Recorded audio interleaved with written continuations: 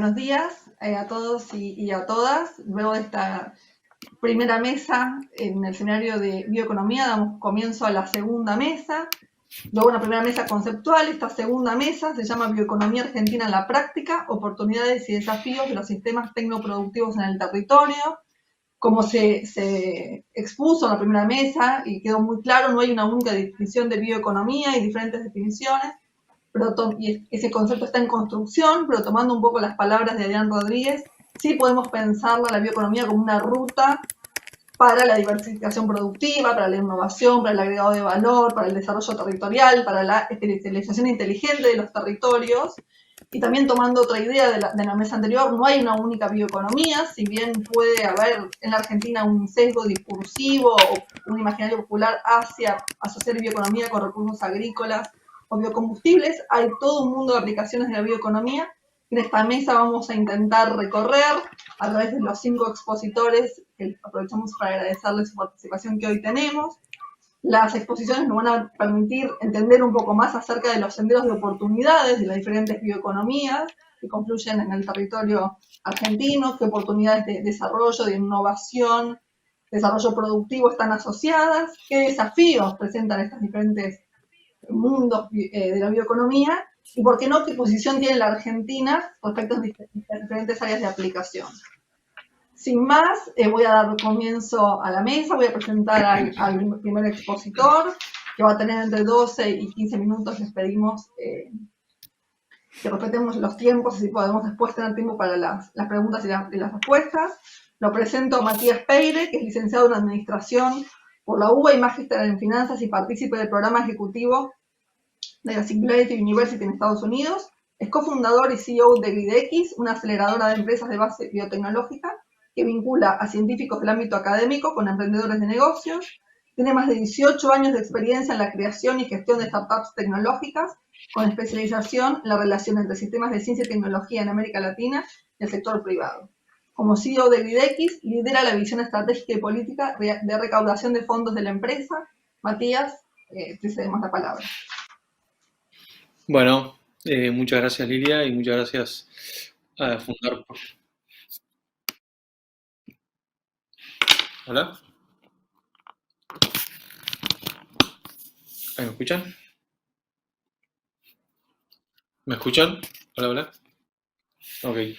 Bueno, estaba agradeciendo por la invitación y Lilia por la presentación. Bueno, para comenzar mi exposición, contarles un poco el marco donde empezamos a desarrollar GridX. Fue un marco en donde identificábamos un subóptimo del aprovechamiento de las posibilidades del sistema científico, en principio de Argentina, pero después expandido a Latinoamérica, entendiendo ese subóptimo aún sin solucionar todas las restricciones macroeconómicas, aún sin solucionar todas las restricciones que tenemos en las complejidades culturales, organizacionales, burocráticas que hay de transferencia tecnológica o de vinculación tecnológica, entendiendo que se podía trabajar aún con todas esas restricciones y realmente pensar algo potente desde Argentina en términos de el sistema científico local formulado para generar impacto real, para generar transformaciones reales en estas nuevas economías que el mundo necesita, digamos, ¿no? Y que hemos visto, sobre todo en los últimos año y medio, 2 años, cómo se nos comienza a visualizar de una manera muy concreta. En ese marco, entendimos por nuestro recorrido, la experiencia que tenía el equipo de fundador de GridX, que trabajar con la industria del venture capital, que es la industria de capital emprendedor, que es la que financia nuevos proyectos tecnológicos de muy alto riesgo, pero de mucho potencial de impacto y de crecimiento exponencial. Entendimos que esa era la industria en donde, con la cual queríamos trabajar y con la cual queríamos adaptar o intentar abordar ese subóptimo que veíamos de potencial del sistema científico. Entonces, con esa lógica creamos GridX. GridX es un fondo de capital emprendedor que desarrolla un modelo de creación de empresas desde el momento cero, porque entendimos también que ese era el formato en el cual era necesario abordar el sistema científico, ya que no había suficientes proyectos formulados de manera tal para seguir una trayectoria de Venture Capital, sino que había que trabajar varios pasos anteriores a que ese proyecto saliera del sistema científico para ayudar a ese científico a formular su proyecto científico en un proyecto de empresa nueva, en un proyecto de startup. Y en ese proceso entendimos que era muy virtuoso para poder formular bien ese proyecto científico, que se creen equipos fundadores balanceados entre los equipos originales científicos con perfiles de negocio, ¿no? Y es hoy, con el modelo que trabajamos, y es el que venimos desarrollando ya en los últimos 4 años y medio, casi 5 años, ya que en 2017 empezamos formalmente con el primer fondo que pretendía crear 30 empresas de base científica, específicamente de biotecnología.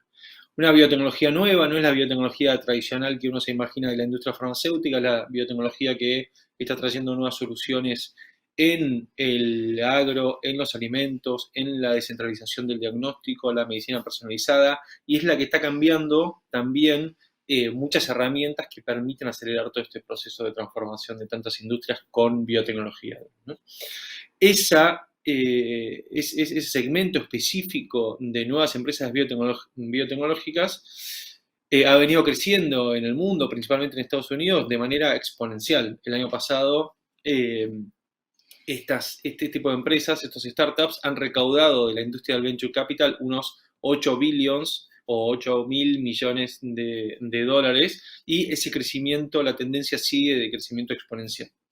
Pero ¿qué pasaba en Latinoamérica? No estaba participando en nada, digamos, Latinoamérica en ese crecimiento, y la industria de venture capital de Latinoamérica no estaba participando. Entonces, con este primer fondo, nosotros empezamos a crear un ecosistema y creamos en los últimos 4 años y medio las primeras 30 empresas, que hoy es un portfolio bastante consolidado, que ha tenido una trayectoria muy interesante de acuerdo a la historia de este tipo de empresas, ¿no?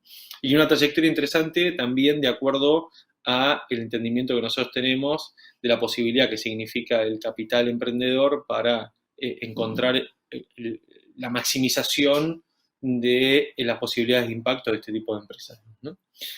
Entonces, desde esa industria, desde ese primer fondo, creamos estas primeras 30 empresas, de las cuales 26 son de Argentina, que están representadas por varias provincias de todo el país. Tenemos proyectos de Uruguay también, proyectos de México, y hoy ya estamos trabajando en Brasil, en Chile, en México, profundizando un poco más con proyectos de esos países.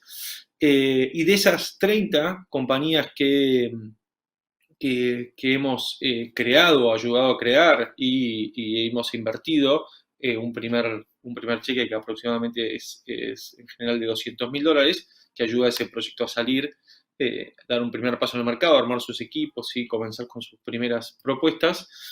De esos 30 proyectos, ya más de la mitad, 16 proyectos, han salido al mundo, han recaudado fondos de inversores profesionalizados en diferentes instancias de aceleradoras, instancias de rondas semilla, que se llama en la industria de Venture Capital, rondas Series A, y una trayectoria que va empujando hacia esas Series A y más este tipo de compañías y todas las compañías de este portfolio, digamos, ¿no?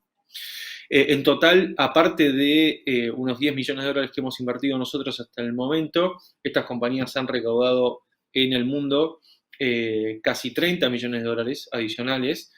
Hay un elemento muy interesante de qué ocurre con ese capital, porque la mayoría de las compañías tienen sus oficinas de investigación y desarrollo en Argentina, entonces van al mundo a buscar estos capitales, van a Estados Unidos principalmente a buscar estos capitales que en la región no existen. Es una necesidad absoluta tener que salir de la región para buscar estos capitales, porque no hay fondos profesionalizados que estén invirtiendo en este tipo de compañías, pero gran parte de ese capital vuelve al país, ya que las oficinas de investigación y desarrollo de cada una de esas empresas se mantienen en el país, porque tenemos gran talento en el país, porque hay una oportunidad de arbitraje de costos también de ese talento y porque hay una disponibilidad de ese talento muy buena para armar equipos rápidos y de forma dinámica, ¿no?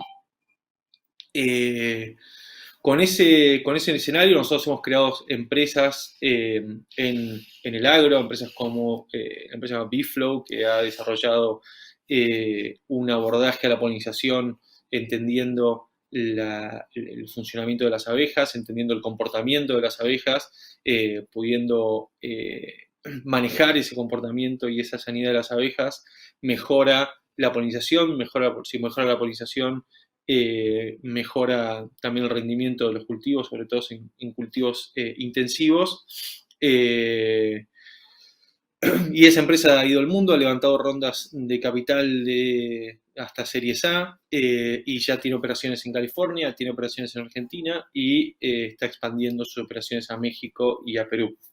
Otra de las empresas es STAM, que está desarrollando una nueva generación de bioreactores. Tal vez muchas personas de la audiencia conoce cómo se desarrolla tecnológicamente los bioreactores. Son grandes facilities de mucha inversión y de mucho tiempo de implementación, en donde se desarrollan fermentaciones de turbulencia. Ellos están proponiendo una descentralización con una lógica de nuevas tecnologías, con microfluídica y nuevas capas de tecnología que permitirían hacer bioreactores de una dimensión mucho más pequeña, que permitan tener una trazabilidad, que permitan descentralizar esa producción biológica. También es una empresa que ha ido al mundo, ha conseguido capitales. Y para mencionar un par de empresas más, para ver la diversidad de oportunidades que tenemos, principalmente desde Argentina, les puedo mencionar a Microma, que es una empresa que está desarrollando colorantes en base a hongos, con la necesidad de transformar la industria de alimentos y traer nuevas soluciones que reemplacen las soluciones de origen petroquímico.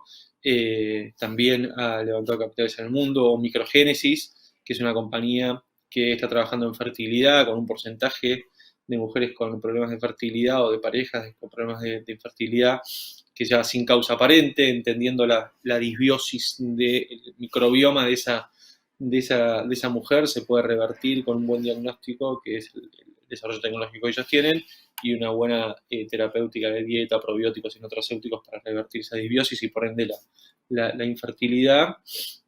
Tomorrow Foods es una compañía que está haciendo proteínas alternativas en base a legumbres, principalmente arvejas, garbanzos, y ya está en el mercado, ha tenido su planta productiva y también ha recibido capitales de diferentes partes del mundo.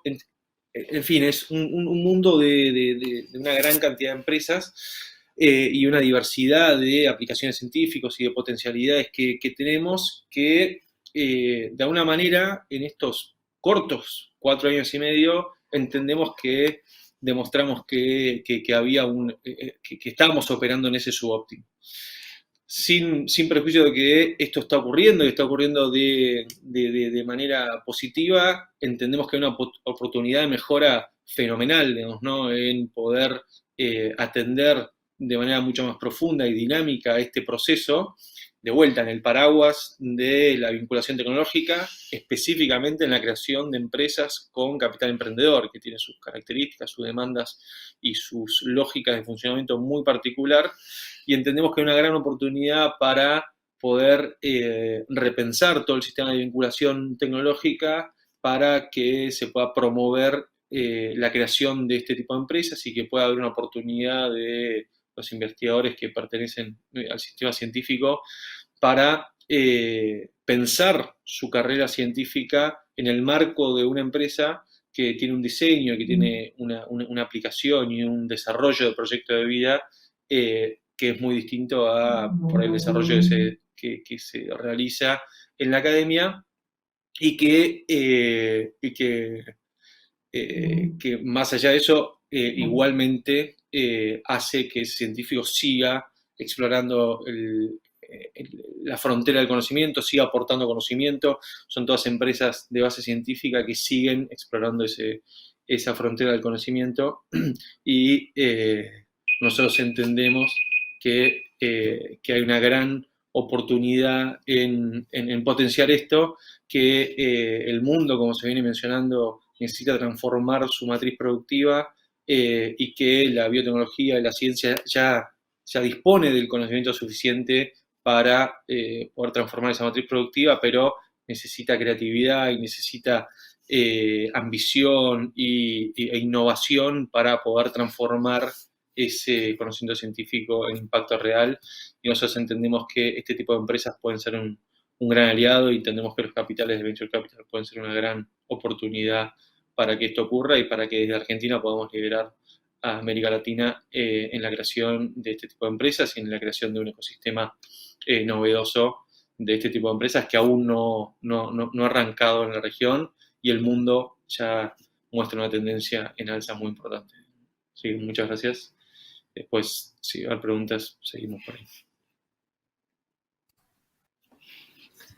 Muchas gracias, Matías. Sin duda tu presentación nos da puntas para explorar la bioeconomía desde la oportunidad de generación de nuevas empresas y de, como vos remarcabas, repensar las maneras de articular la ciencia con la tecnología y la innovación y como en ese sentido LeadX propone un modelo interesante para explorar. En las preguntas tendremos tiempo seguramente para conversar más acerca del modelo, sus oportunidades y sus áreas de aplicación.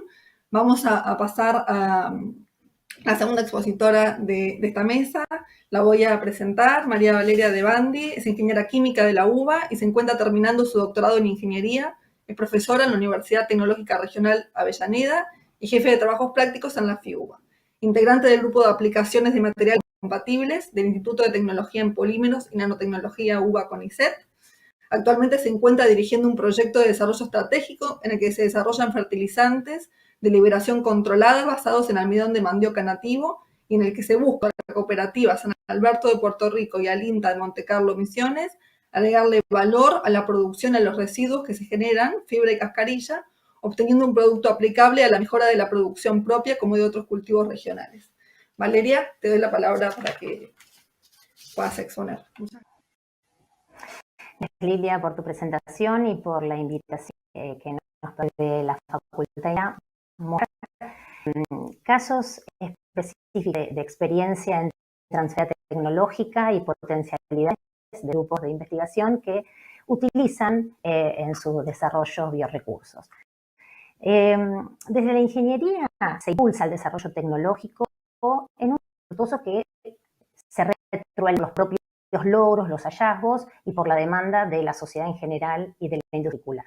La innovación tecnológica es el resultado de la investigación y el desarrollo, tareas que se llevan a cabo dentro de diversos grupos de la Facultad de Ingeniería de la Universidad de Buenos Aires, a través del contacto con el sector productivo, materializar esa transferencia tecnológica.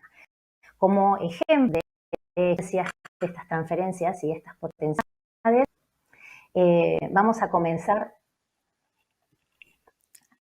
a ver si escuchan mejor ustedes. La primera muestra del grupo de biotecnología y materiales biobasados, Instituto de Tecnología en Polímeros y Nanología, dirigido por la doctora María Laura Foresti, en colaboración de la doctora Patricia Ruth. Este grupo de investigación se enfoca en la obtención, modificación, esterilización de potenciales aplicaciones para polímeros que derivan total o parcialmente de recursos de naturaleza biológica y tanto en su producción como automatización promueve la implementación de rutas biológicas y el desarrollo de sostenibles. Dentro de las ciencias de transferencia biológica que presenta investigación se encuentra el escalón de nanocelulosana. Este proyecto involucró un consorcio público en el que intervinieron una AME, productora de lubricantes, West Lubricant, el CONICET y el propio grupo de investigación, parado y el montaje de la planta para la Cantábrica de la provincia de Buenos Aires. En septiembre pasado firmó la licencia del proyecto y ya se encuentra en la etapa de transferencia al know-how. El segundo proyecto de transferencia de tecnología del grupo de investigación se encuentra el proyecto con la empresa Taxonet, aditivos para la industria panadera en distintas escalas, y que inició de la nanobacteria como de alimentos. Los resultados preliminares de estas pruebas fueron muy promisorios, bueno, y después quedaron pausados, digamos, por la pandemia y prontamente se tomarán para incapaz de modificar ahora. Después hay dos líneas asociadas a la transferencia de tecnología que se desarrollan en conjunto bajo de la doctora Cebolla de Ciencias Exactas y Naturales, que implican la utilización de almidón.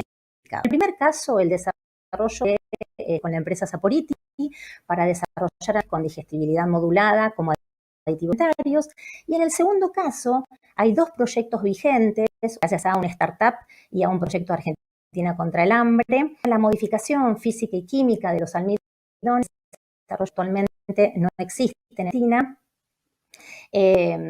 bueno, y que se encuentra en inicio de su desarrollo, grupo de investigación. Como otra muestra de proyectos de transferencia de tecnología dentro de los grupos de investigación de la Facultad de Ingeniería, se encuentra un equipo del Instituto de Polímeros coordinado por la doctora Analia Vázquez, que desarrolló un proyecto a empíricos romanos para el desarrollo de bolsas compost-suelo, degradables en suelo. ¿Y por qué? Porque debían hacer frente a una de que encuentran los centros urbanos y es el poco a las plantas de compostaje. Este desarrollo de bolsas sensibles al agua y biodiversidad en suelo se llevó a cabo con un costo competitivo y con la utilización de materia nacional. Esto que detalla es una muestra pequeña de lo que es el salto de escala del trabajo de laboratorio al trabajo de planta piloto. En el laboratorio se desarrolla fórmulas, se caracterizan los desarrollos, o ven ensayos de biodegradación en el suelo, obviamente todo lo asociado a la característica del comportamiento mecánico de las películas, gracias a una máquina de Universales Instrument que está disponible en TPN. Y después lo que es el salto de escala, ¿no? Pasar a esta escala planta piloto con la ayuda de los equipos asociados, como puede ser, por ejemplo, una extrusora para la fabricación de los pellets y la sopladora para las bolsas. Este proyecto es ya una patente publicada. Bueno, obviamente siempre con el objetivo de dar soluciones a distintas áreas de aplicación, intentando buscar la minimización del impacto negativo de los agroquímicos convencionales. La doctora Mariana Melag viene trabajando en el desarrollo de fertilizantes de liberación controlada basados en polímeros, como pueden ser el xantano o el quinón. El objetivo es, obviamente, el activo se libere a una velocidad controlada en el suelo, ampliando la velocidad de los nutrientes, minimizando las pérdidas por lixado y volcanización y obviamente disminuye el proceso de contaminación tal que tiene agroquímicos, disminuyendo el número de apenes asociados al proceso de fertilización de cultivos y el colaboreo. Al desarrollar estas matrices biodegradables hay que hacer numerosos ensayos para su caracterización y dentro de ellos se encuentra el estudio de estabilidad en función de la composición matricial. En caso particular se ve los resultados de asociación de urea del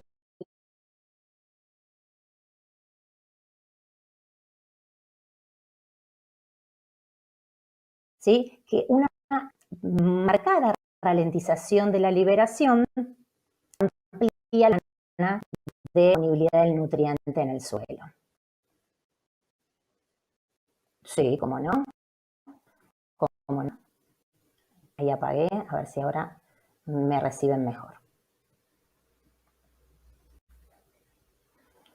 Ahora pasando a otro grupo de investigación de la Facultad de Ingeniería, grupo de aplicaciones de materiales biocompatibles, también perteneciente al ITPN, cuya directora es la doctora Nora François. En este grupo de investigación al que pertenezco se desarrollan materiales poliméricas biodegradable de distintas geometrías. En particular, hoy vamos a presentar el desarrollo de geles para limpiezas de escultura y el desarrollo de matrices que actúan como fertilizantes de liberación controlada, al igual que el trabajo de la doctora Mariana Melag, y biofertilizantes en particular. En el caso de los fertilizantes de liberación controlada. Actualmente el grupo de investigación tiene un proyecto de desarrollo estratégico vigente que nuclea las capacidades de la Facultad de Ingeniería, de la Facultad de Filosofía y Letras y los adoptantes que son la Cooperativa Agroindustrial San Alberto de Puerto Rico Misiones y el INTA de Monte Carlo con el apoyo del Ministerio del Agro de la provincia de Misiones. Particularmente, con todos los sustentos que mencioné anteriormente, el desarrollo de estos fertilizantes de liberación controlada buscan basarse en el propio almidón de mandioca nativo e incorporar dos subproductos de la producción de la mandioca, que son la fibra y la cascarilla. ¿Con qué objetivo? Bueno, con el objetivo de aumentar el valor agregado del almidón de mandioca y lograr un desarrollo que pueda aplicarse a la propia producción y extenderse a otros cultivos regionales.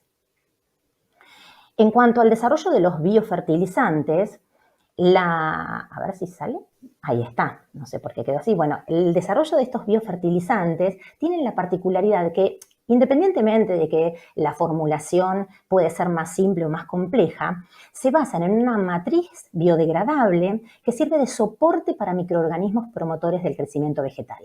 En este desarrollo que está patentado entre la FIUBA y la Universidad Nacional de Mar del Plata, se soportan bacterias promotoras del crecimiento del género Azospirillum y Pseudomonas.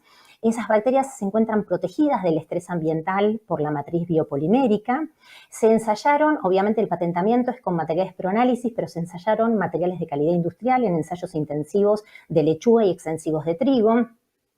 Y estos biofertilizantes tienen hasta la potencialidad de incrementar en un 30% el crecimiento de la planta y disminuir significativamente la utilización de fertilizantes y pesticidas. Esta patente se encuentra presentada desde el año 2018. En cuanto al desarrollo de geles, a partir de estos biopolímeros para la limpieza de esculturas, esto promovió la vinculación con el taller escuela del Museo del Casco Histórico de la Ciudad de Buenos Aires, a través del desarrollo de métodos de limpieza no convencionales basados en hidrofílicos y biodegradables que resultan amigables al medio ambiente, que permiten, por secado o evaporación de solvente, la formación de películas sobre la superficie del sustrato que se va a tratar. Esto favorece o permite, ¿sí?, la implementación en posición vertical sin la inconveniencia del escurrimiento del tratamiento y obviamente digamos, todo lo que tiene que ver con el impacto sobre el restaurador que va a realizar la técnica de limpieza, ya que evita el contacto con vapores tóxicos y sustancias corrosivas. Avanzando en otras áreas de investigación, ¿sí?, y en otras áreas de aplicación, hay un laboratorio que es el Laboratorio de Investigaciones en Tecnología de Alimentos, que pertenece al INTESIN, y que tiene sede en Ciudad Universitaria, en el Departamento de Industrias de la Facultad de Ingeniería. Este grupo de investigación se encarga de desarrollar proyectos asociados a procesos de preservación de alimentos y a su optimización, a la revalorización de subproductos agroindustriales y al desarrollo de nuevos productos mediante la implementación de tecnologías amigables con el medio ambiente. Las líneas de investigación que tiene este laboratorio actualmente vigente son el desarrollo de tecnologías no térmicas y antimicrobianos para la preservación de alimentos, el desarrollo de recubrimientos comestibles con actividad antimicrobiana reforzados con subproductos agroindustriales como pueden ser el salvado de soja y el salvado de maíz. Estas películas particularmente fueron implementadas como recubrimientos de quesos de pasta blanda, como el queso por salud o el Gouda, durante la etapa de maduración, evitando los problemas de contaminación que generalmente tiene asociado. Y hay dos líneas más enfocadas en la revalorización de subproductos agroindustriales para el desarrollo de nuevos alimentos o para la extracción de bioactivos. Basados en estudios de la Organización de las Naciones Unidas para la Alimentación y la Agricultura, se estima que un tercio de la producción de alimentos destinado al consumo humano se pierde por año. Esto en números, ¿sí?, representa 1.300 millones de toneladas de biomasa perdida, 750 millones de dólares anuales de pérdida y lo equivalente a la alimentación de 870 millones de personas, ¿sí? Pensemos la sensibilidad de estos números en la situación del hambre que vive el contexto mundial. Independientemente de la distribución o la caracterización de estos residuos, se generan en distintas etapas de la cadena agroalimentaria. En particular, países subdesarrollados o en vías de desarrollo generan la mayor cantidad de desperdicios en las primeras etapas de la cadena, mientras que se observa que países desarrollados tienen su principal conflicto en la generación de desperdicios en la etapa de consumo final. Bueno, el laboratorio trabaja desde el año 2013 en el desarrollo de estrategias para la revalorización de subproductos, asociados particularmente a hortalizas. En este caso vemos el caso de la remolacha. Toda la parte de tallo y hoja llega a representar entre el 25 y el 75% de la planta. Si nosotros consideramos, por ejemplo, para basarnos acá en Buenos Aires, que el mercado central procesa 5.000 toneladas al año de remolacha, estaríamos desperdiciando no menos de 2.500 toneladas anuales de biomasa. El laboratorio, con el objetivo de desarrollar estos procesos de revalorización, inició una serie de encuestas para conocer hábitos de consumo de hortalizas, en particular de la remolacha y sus hojas, y descubrió que la generación de los desperdicios tiene lugar en distintas etapas. Independientemente de eso, se abocó a la caracterización de los recursos, ¿sí?, de biomasa, en particular del tallo y de las hojas, desde el punto de vista físico-químico, nutricional, microbiológico y sensorial en distintas etapas de su producción, encontrando que resultaba una materia prima de alto valor para el desarrollo de productos alimenticios, ya sea de alimentos mínimamente procesados, o como fuente de extracción de compuestos bioactivos, principalmente polifenoles y pigmentos betalaínicos, que pueden ser incorporados para el enriquecimiento y la preservación de alimentos. Esto obviamente abre un abanico de posibilidades de aplicación y de vinculación del laboratorio con la industria alimentaria. Como último, les voy a mostrar al grupo de Ingeniería de Polímeros y Materiales Compuestos, que se encarga de desarrollar y caracterizar materiales compuestos basados en biopolímeros y reforzados con fibras del mismo biopolímero de alta resistencia y rigidez o de otros polímeros de naturaleza semejante. Estos materiales permiten desarrollar estructuras livianas, biodegradables y reciclables vía fusión y presentan buen potencial impacto alternativa atractiva para industrias como pueden ser la de transporte, envases estructurales, artículos deportivos y valijas. Bueno, como verán, hay muchas potencialidades y muchas actividades de transferencia tecnológica dentro de los grupos de la Facultad de Ingeniería de la Universidad de Buenos Aires que se abocan a la aplicación de los biorecursos, y obviamente es indispensable que estos grupos tengan vinculación con el sector productivo a través de unidades de vinculación y transferencia que se encuentren actualizadas y activas dentro de las unidades académicas. Muchas gracias por su atención y después quedaré a disposición para algunas preguntas. Muchas gracias, Valeria, por tu presentación. Bueno, una vez más el tema de la vinculación que está al centro de las distintas presentaciones. Tema para conversar luego en las preguntas al final. Vamos a dar comienzo al tercer expositor, a la tercera presentación. Voy a presentar a Fernando Vilela, luego le daré la palabra. Él es ingeniero agrónomo, graduado en la Universidad de Buenos Aires, en el cual es director del programa de bioeconomía y profesor titular de la cátedra de agronegocios, director del posgrado en finanzas agropecuarias y ambientales y la diplomatura en bionegocios sostenibles, y ha sido decano desde 1998 hasta 2006, donde fue coautor de las nuevas carreras de licenciatura en ciencias ambientales, gestión de agroalimentos y producción vegetal orgánica. Es consultor de CARI, miembro de las comisiones directivas de Maizar, Eticagro y la Asociación Argentina de Biocombustibles e Hidrógeno.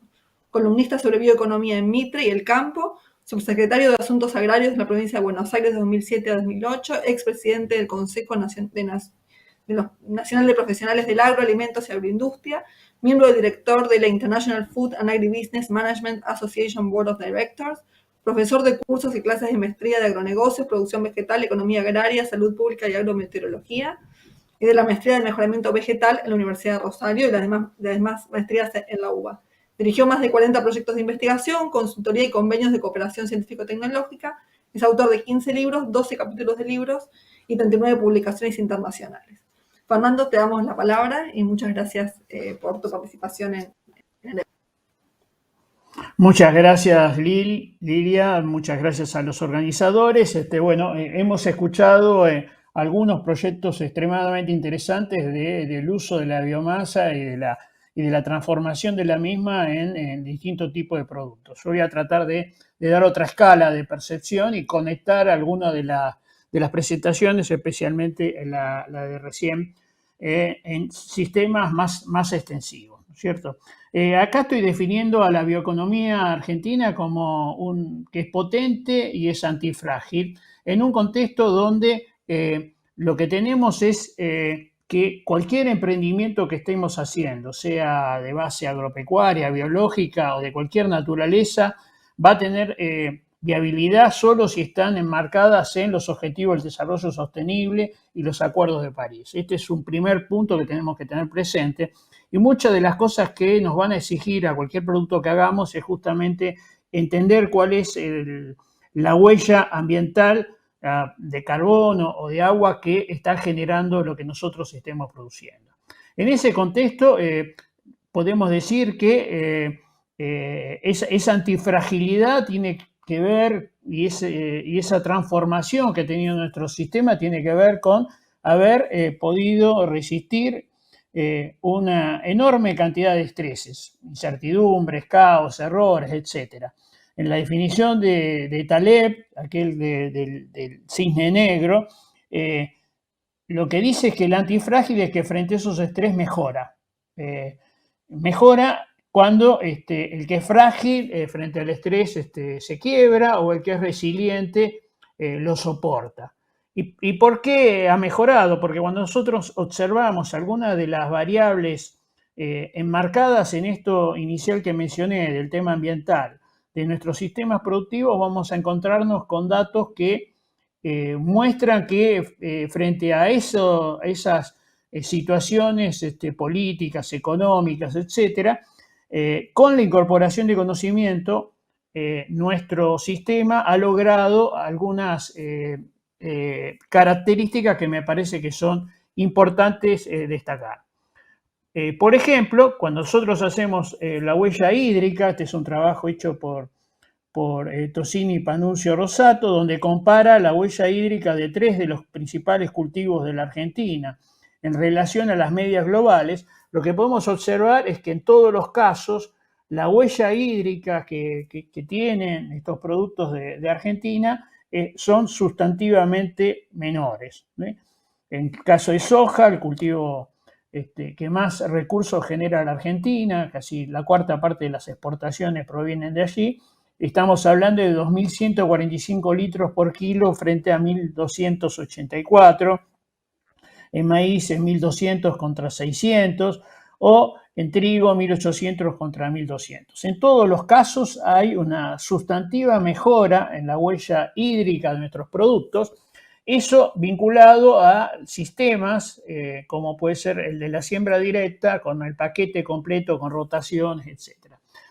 No solamente la huella hídrica es mejor por esta situación, por mejor aprovechar cada uno de los litros que antes por erosión o por las pendientes no ingresaban al suelo, y el que ingresa, en el caso de la siembra directa, tiene una masa de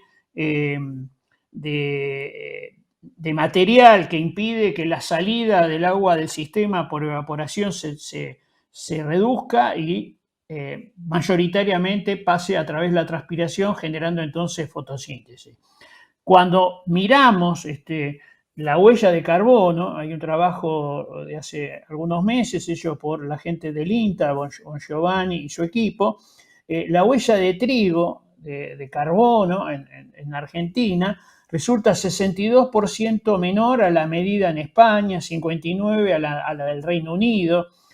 Incluso países más extensivos como Australia tienen valores significativamente más altos. Y no solamente esto ocurre a nivel de la producción en el campo, sino que también ocurre cuando, por ejemplo, verificamos la huella de carbono de los productos elaborados a partir de la misma, como las harinas y los fideos. En este caso, Argentina, comparado con Barilla italiano, tiene una huella de carbono 77% inferior o valores parecidos para otras industrias en Europa. Entonces tenemos ahí un material de origen que tiene, desde el punto de vista de los estándares internacionales, unos valores importantes a partir de los cuales todo lo que se genere a partir de estas biomasas, va a tener una menor huella ambiental en cada una de las situaciones. Por ejemplo, muchas de las que recién nos contaba de Benandi. Cuando vemos cómo se compone la huella ambiental del trigo en estas mediciones, fíjense que los residuos de cosecha son los que tienen la mayor incidencia y después le siguen las emisiones de fertilización.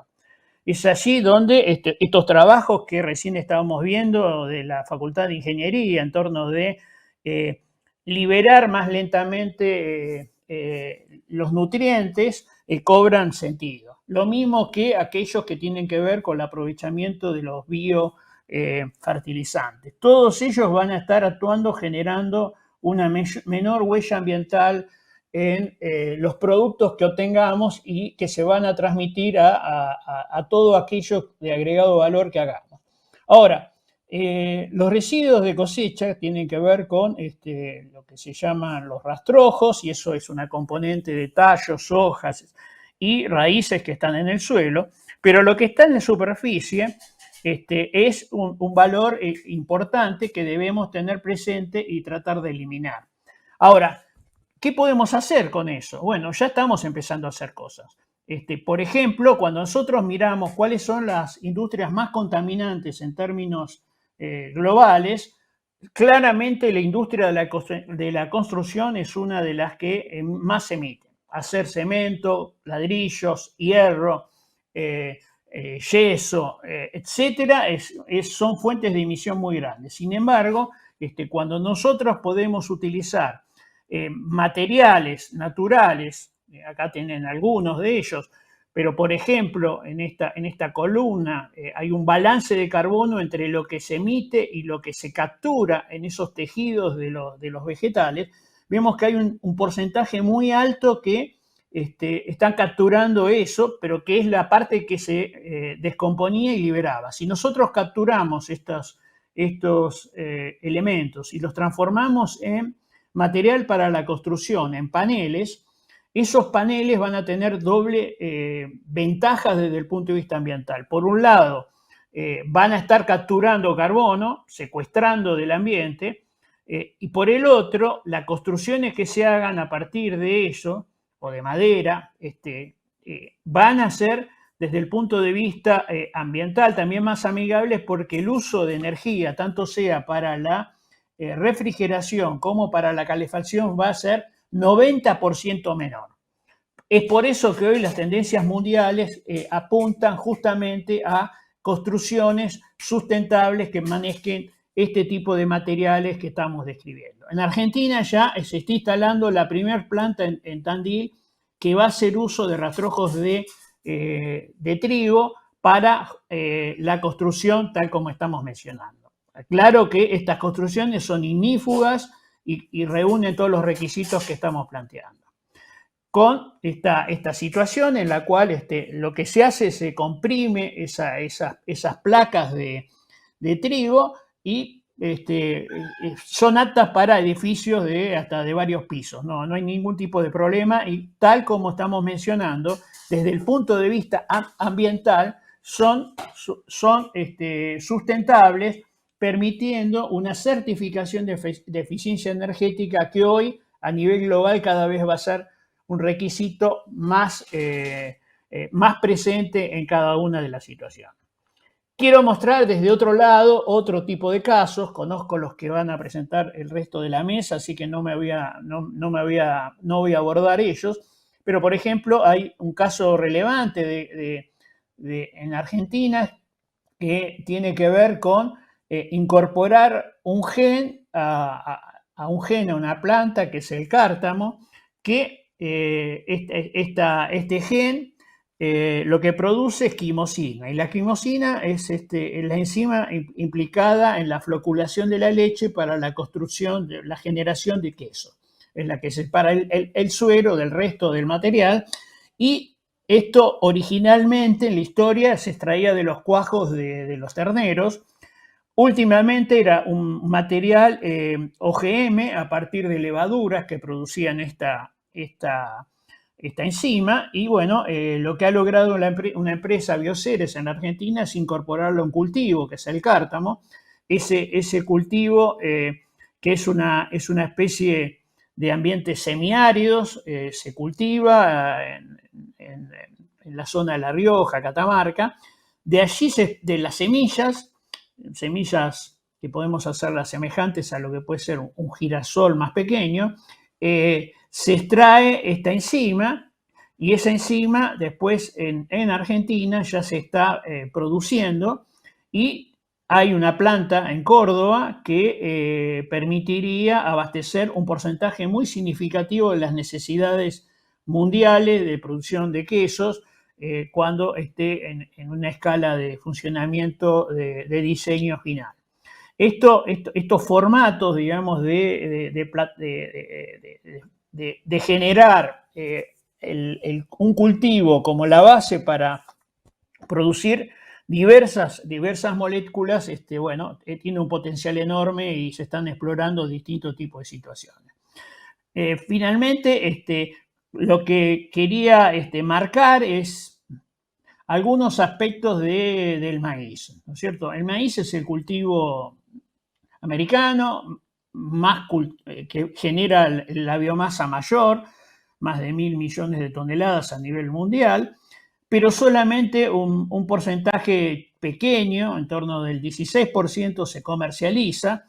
Y Argentina, en este sentido, es un jugador importante, es el segundo o el tercer exportador mundial, pero con una, digamos, composición de exportaciones inadecuada. Más del 60% lo estamos exportando como grano, y los otros grandes jugadores, como Brasil, es la mitad del porcentaje de Argentina, o los Estados Unidos la cuarta parte. ¿Qué hacen con el resto? Y producen proteínas, producen bioproductos de distinta naturaleza, algunos parecidos a los que recién se mencionaba. Allí, entonces, nosotros necesitamos aumentar la superficie de maíz para mejorar la rotación agrícola, que en mucho tiempo fue casi un monocultivo de soja. Pero cada millón de hectáreas de las 17 que hoy tiene la soja que le transferimos al maíz es un 5% del mercado mundial del grano. No le podemos agregar mucho 5% sin deprimir los valores, con lo cual una política de Estado debería ser formular estrategias para que muchos de los diseños que recién nos contaban de la Facultad de Ingeniería en términos de transformar esa biomasa en múltiples productos de gran valor juega un rol fundamental. Lo mismo ocurre a partir del aprovechamiento de, por ejemplo, de la soja y los múltiples productos que pueden extraerse a partir de la misma. Hay, digamos, una necesidad de poder construir un futuro a partir de esas transformaciones. Otros sectores que son relevantes es el foresto-industria, ¿no es cierto? Argentina tiene algunos de los lugares con mayor capacidad de producción de metros cúbicos por año en árboles de alto crecimiento como eucaliptus supino. Sin embargo, hoy tiene un déficit en la industria forestal de 700 millones de dólares entre lo que importa y exporta. Y bueno, hay un plan estratégico que con una aplicación de 7.000 millones de dólares que involucran toda la cadena, desde el campo hasta las múltiples industrias que pueden hacer, pasaría a generar casi 200.000 puestos de trabajo y 2.500 millones de dólares de excedente en las exportaciones. Entonces, hay montones de estos elementos que se pueden combinar con carne y generar carne de carbono neutro y oportunidades que tienen que ver en diversos campos con mercados insatisfechos, en tener la menor huella ambiental, en la posibilidad de incorporar nuevos productos y además en la disponibilidad de productos de base para las producciones animales. Estoy convencido que mucho del futuro, del contacto del mundo con la Argentina y de la Argentina con el mundo, tiene que ver con diversos productos de la bioeconomía que satisfagan a esos consumidores cada vez más exigentes a nivel mundial. Muchas gracias. Gracias, Fernando, por tu presentación. Creo que, bueno, con tus diferentes ejemplos que mostraste quedó muy claro cómo la bioeconomía es una ruta, ¿no?, para la diversificación productiva, para el agregado de valor, para la innovación. Y creo que pusiste en primer plano el tema de la huella ambiental, los temas de sostenibilidad, y que estos van a ser un requisito de acceso a los mercados internacionales cada vez más importantes. Y hay que claramente tenerlo en primer plano de la discusión. Hoy por hoy no puede soslayarse. Muchas gracias por la presentación. Vamos a dar comienzo a la cuarta presentación, que el exponente va a ser Hernán Forestay, lo voy a presentar previamente. Él es licenciado en Ciencias Bioquímicas por la Facultad de Ciencias Exactas de la Universidad Nacional de La Plata.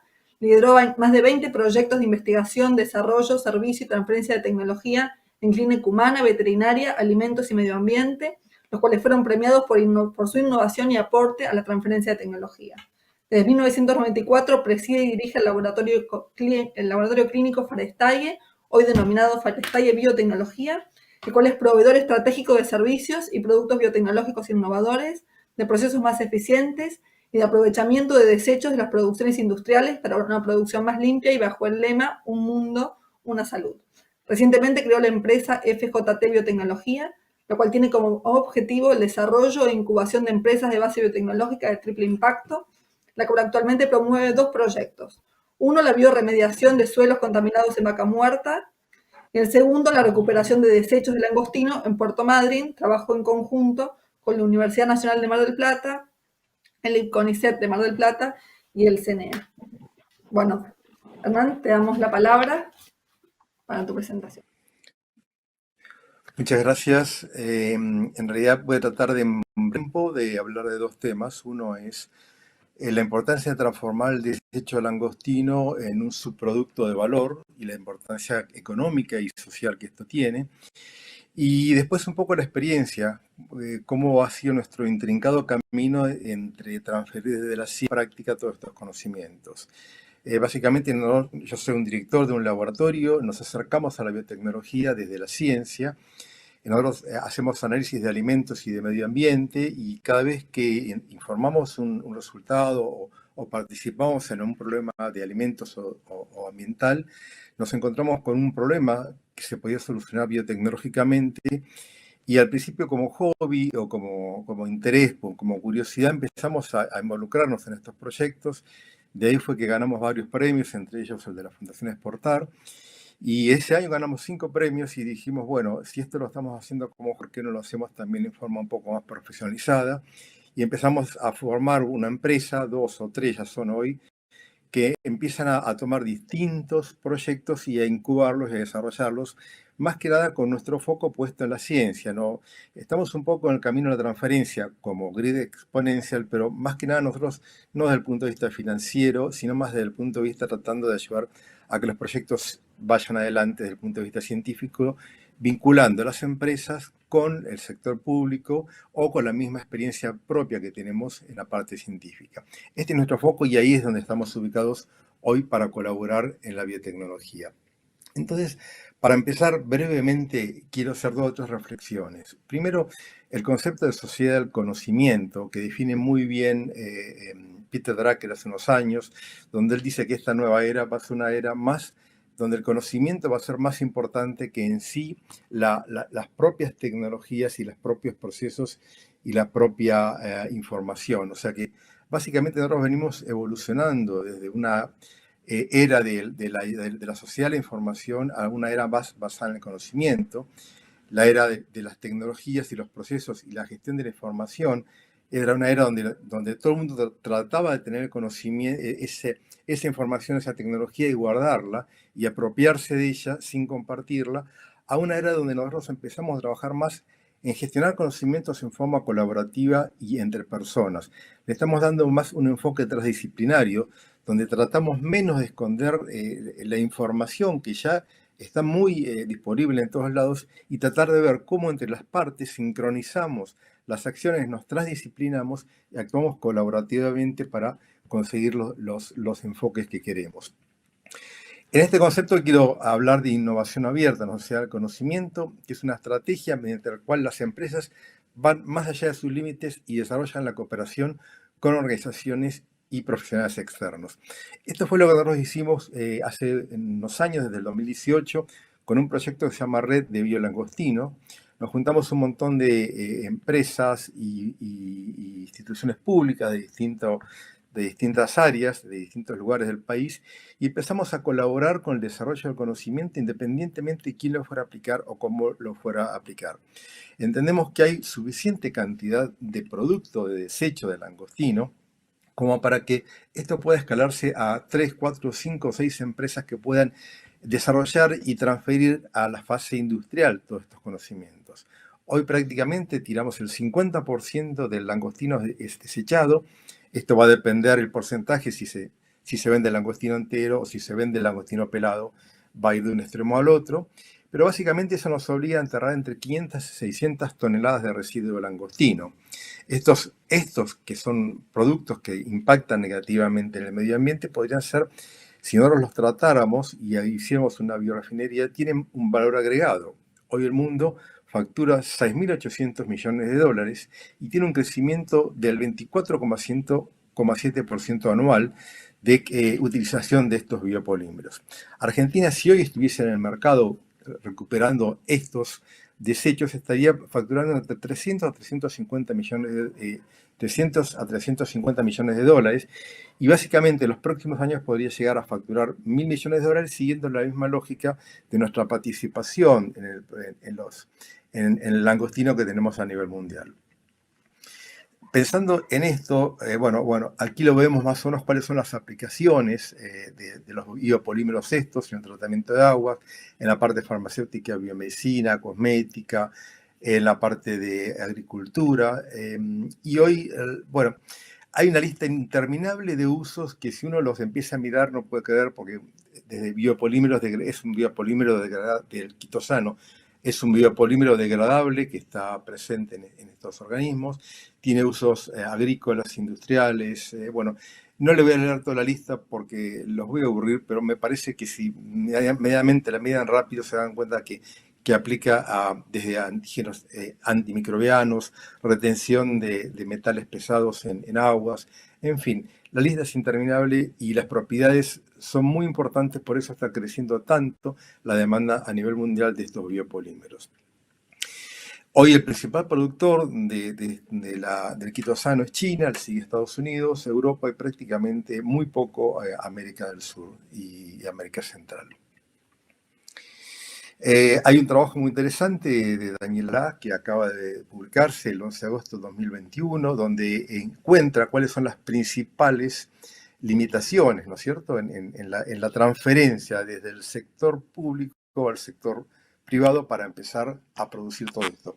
Imaginémonos que tenemos un mercado de 300 millones de dólares de exportación y estamos enterrando todo eso a un costo, porque encima prácticamente a cada empresa pesquera le cuesta casi como $200.000 al año enterrar todo eso. Entonces uno se pregunta, ¿por qué alguien entierra algo que tiene tanto valor? Evidentemente es porque está fallando la transferencia. Hay mucho conocimiento científico, hay mucho aporte del Estado en trabajar en esto para transferir los conocimientos, pero aún está faltando que formemos mejor el ecosistema de transferencia, el ecosistema en cual la gente genera confianza entre la parte pública y la parte privada. No quiero echar las culpas a nadie, todos tenemos parte de las culpas, y yo creo que aquí, más que hablar de culpas, diría que tenemos que hablar de cultura. Hoy creo que tenemos que replantearnos la cultura con la cual estamos trabajando.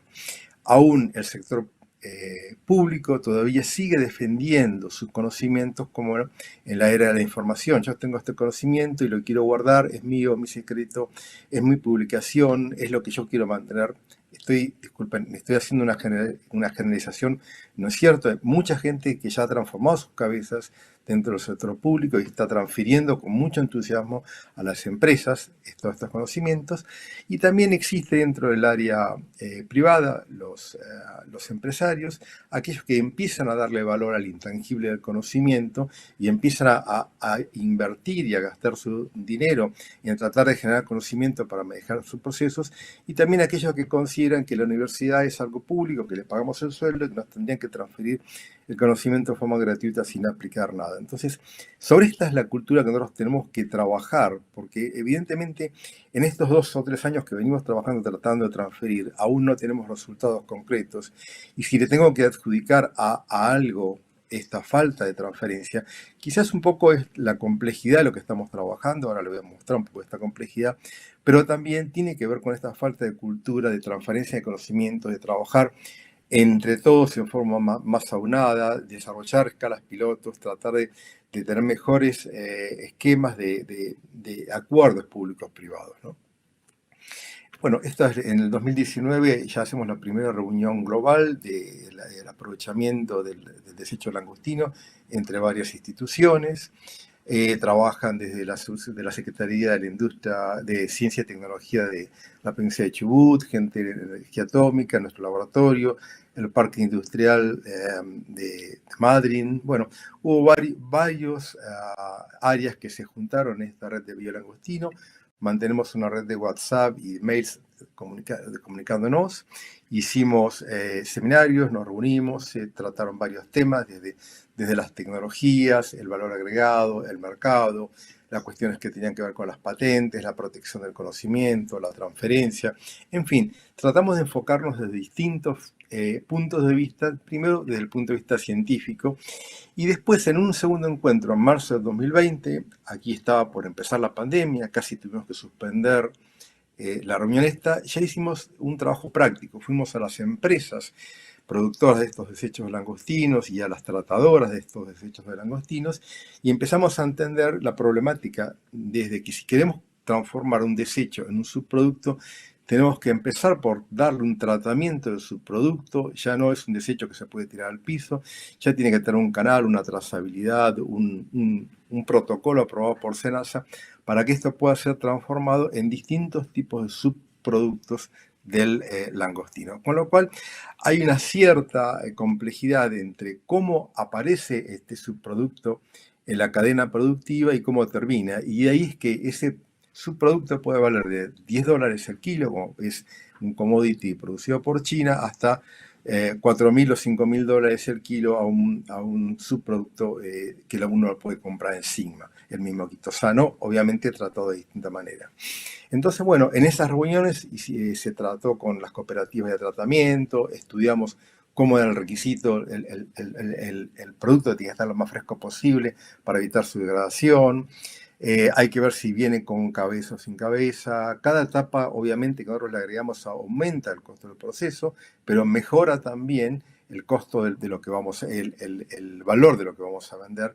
Entonces tenemos que hacer un estudio de mercado donde evaluemos qué tipo de producto podemos obtener y qué tipo de mercado nos podemos acercar. Trabajamos sobre los procesos, hay distintos tipos de procesos, hay distintos tipos de extracciones, hay otros subproductos como colorantes, que es la xanthacina, lípidos, proteínas. Evidentemente, bueno, hay muchos puntos que todavía seguimos evaluando, hasta mismo los efluentes que vamos a producir una vez que empecemos a tratar todos estos subproductos. En nuestro laboratorio, bueno, como les comentaba hoy, es un laboratorio que nace de los análisis y cuando vamos haciendo análisis nos vamos a encontrar problemas de los clientes, hacemos análisis para la parte de la pesca, nos encontramos con este problema, hacemos análisis para vaca muerta de gas y petróleo, nos encontramos con los problemas de bioremediación, hacemos análisis para las cervezas, nos encontramos con problemas de levaduras, o sea, cada vez que nos acercamos a un cliente dándoles un servicio analítico, nos encontramos con un problema y vemos que son infinidad la cantidad de problemas. Y bueno, nuestras limitaciones básicamente es que nacimos de un laboratorio y aún nos falta infraestructura, tanto de transferencia como de financiación, como de gestión de proyectos. Y lo que hemos ido haciendo, hemos ido aprendiendo un poquito con el tiempo y viendo de algunos lugares donde tenía más experiencia que nosotros. Nos hemos asociado con una empresa de biotecnología de Carolina del Norte que también nos está ayudando a incubarnos a nosotros mismos como empresa incubadora de otras empresas. Hoy ya, como decíamos, hay 3 empresas, una que fabrica levaduras, micelos de hongos y plantas clonadas, otra que está trabajando con la parte de bioremediación de suelos contaminados y otra que está trabajando con la recuperación de desechos de langostinos. Bueno, nuestra BIS prácticamente, como tenemos acciones en el ámbito de la salud, del medio ambiente y de los alimentos, actuamos bajo la visión de un mundo en la salud, queremos ser innovadores, desarrollar y transferir todos estos conocimientos, ¿no? En el área de alimentos, como decía, en el área de medio ambiente, en el área de la salud, aportando todo lo que sea la eficiencia, la calidad, la inocuidad y el cuidado del medio ambiente. Nuestro lugar básicamente está en el centro. Como centro de biotecnología nos vinculamos bien con universidades y organismos de investigación y tratamos de armar esquemas de pruebas pilotos, de desarrollo, de financiar las etapas iniciales de los proyectos para después transferirlo a las industrias y transformarlo en algo aplicado. Creemos que es un lugar que hemos ubicado, que es un lugar estratégico, es muy bueno. Quizás nos faltaría más unirnos con gente que tiene experiencia como guía exponencial para lograr más sinergia entre las dos instituciones, que ellos saben más financiar e incubar empresas, y nosotros quizás sabemos más de cómo desarrollarlos en primeros ensayos de las primeras pruebas piloto para transferir tecnología. El esquema que nosotros tenemos básicamente es de anillos. En el anillo central está toda la parte de gestión económica, financiera y desarrollo del proyecto. Llega una idea, se trabaja en este pequeño grupo, se elige un líder project, por ejemplo, en el área de pesca elegimos un líder project y ese líder project busca en todo en el ámbito de las fuentes de conocimiento, ya sea universidades nacionales, locales, CONICET, dónde está el conocimiento para después empezar a incubarlo, a desarrollarlo y a transferirlo. Básicamente todas las etapas que seguimos son las etapas clásicas: el screening de proyecto, la selección, la estructura de financiación, cómo va a ser el modelo de gestión. Empezamos a desarrollar y básicamente vemos qué tipo de monetización vamos a lograr con ese tipo de proyectos, y si todo esto funciona, se pone las manos a la obra.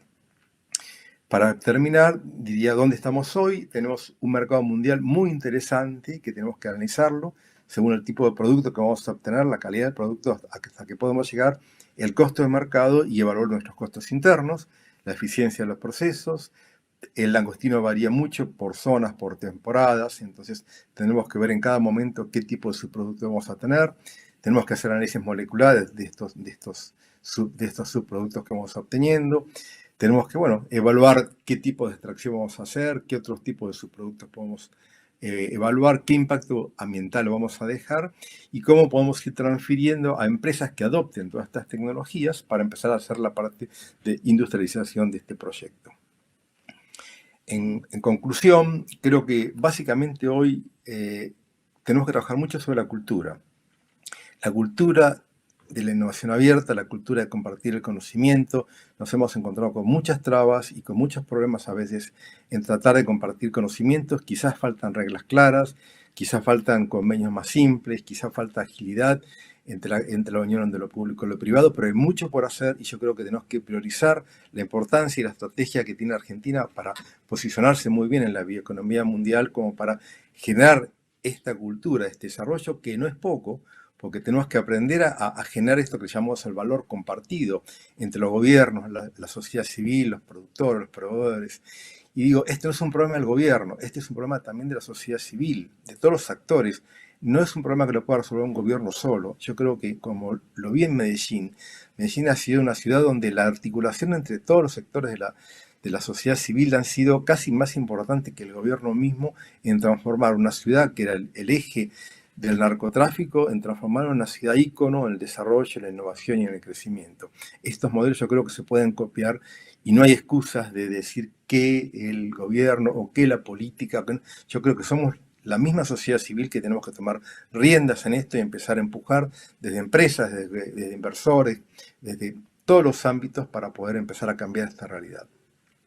Obviamente la creación de valor compartido ayuda a mejorar toda esta condición de la bioeconomía y básicamente esto era lo que quería transmitirle. Hay un problema sí en el desecho, pero también un problema en la cultura que tenemos que trabajar y no es menor. Muchas gracias. Muchas gracias, Hernán, por tu presentación. Muy interesante. Bueno, trajiste un caso de lo que se llama la economía azul, que es un tema cada vez más relevante a la agenda internacional asociada al uso sostenible de los recursos marítimos oceánicos y también el aprovechamiento de esa biodiversidad para la innovación y la transferencia de tecnología, donde la Argentina tiene un gran potencial, pero tal como vos decís, es una agenda todavía más sesgada hacia la ciencia y menos a la innovación y la transferencia. Este es un desafío que tenemos por delante. Discutiremos un poco más de transferencia y tecnología seguramente a las preguntas. Voy a presentar al último expositor del día, a Víctor Acastelo. Él es contador público por la Universidad Nacional de Río Cuarto, magíster en Dirección de Empresas por la Universidad Católica de Córdoba, MBA en la Escuela de Negocios IA de la Universidad Austral, ha sido vicepresidente de Fertilizar Asociación Civil y es desde el año 2020 presidente de la Cámara del Bioetanol de Maíz. En materia de cooperativismo se ha desempeñado como subgerente general de Cotagro, Cooperativa General Cabrera, gerente de insumos agropecuarios de las Cooperativas Argentinas SACA, director de insumos agropecuarios e industria SACA, y es desde 2021 subgerente general de ACA. Le damos la palabra, Víctor. Muchas gracias. Muchas gracias, Lilian. Muy inspiradoras las ponencias de los anteriores disertantes. En el caso mío, vamos a presentar brevemente en estos 15 minutos la Asociación de Cooperativas Argentinas y algunos ejemplos de agronegocios sustentables.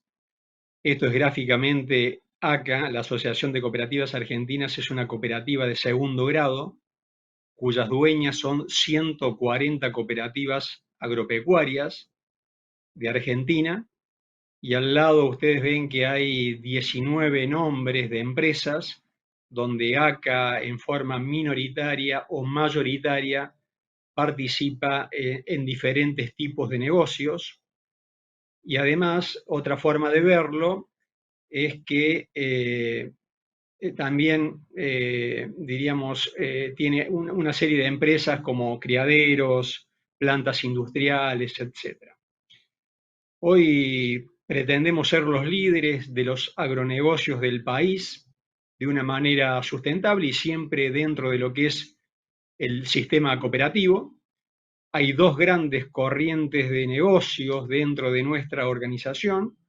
Una es la vinculada a todo el área de granos, donde en el último ejercicio fiscal se comercializaron 24 millones de toneladas de granos que provienen de cooperativas o de productores que los llamamos CDC, los Centros de Desarrollo Cooperativos, que donde no hay cooperativas, ACA se instala con sus propios centros, y a través de 4 puertos propiedad de ACA, comercializamos esas 24 millones de toneladas, aproximadamente un 19% de los granos que produce Argentina, ya sea en el mercado interno o en el comercio exterior. Y la segunda corriente de negocios son los agroinsumos, los insumos agropecuarios que ACA produce en sus propias instalaciones, en sus criaderos de semillas, en sus plantas industriales de fitosanitarios, de fertilizantes en Argentina, en la fábrica de nutrición animal, en la producción de sanidad animal, la fábrica de silobolsas que está en General Pico, La Pampa, o en la distribución de combustibles.